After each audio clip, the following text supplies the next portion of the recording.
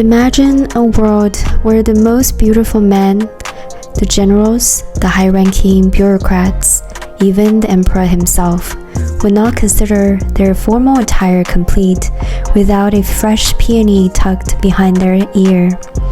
Today, we look at the Song Dynasty and see a softness, but to the people of the 11th century, this was the peak of masculine authority. This was the art of pinning flowers. It wasn't just fashion, it was a symptom of a massive shift in the human spirit. To understand the song man, you have to understand his burden. This was the golden age of the scholar.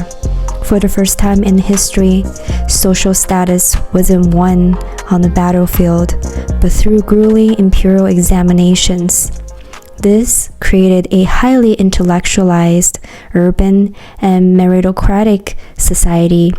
But with this intellect came a new kind of social pressure. Inventions, paper money, movable type, and complex bureaucracy. The human mind was becoming hard, rational, and increasingly separated from the spiritual world.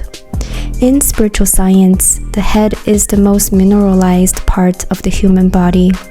It is where the life forces are quietest, so that clear, cold thought can emerge. But a soul that is too cold becomes brittle. The song impulse to wear flowers was a subconscious act of spiritual self-preservation.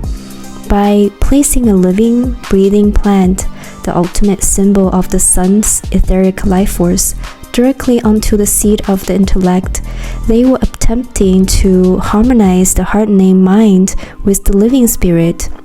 The emperor, acting as the sun mediator, was effectively charging his officials with life force.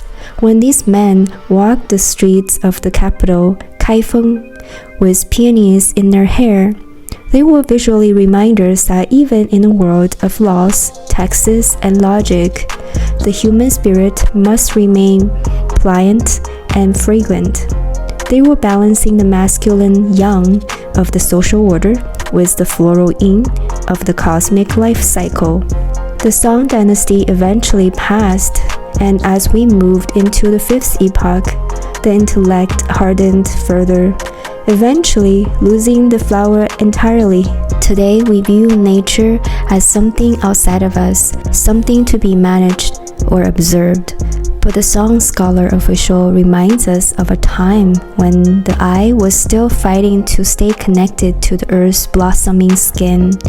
They knew that a head full of facts is useless unless it is also a head capable of carrying the beauty of a single fleeting bloom.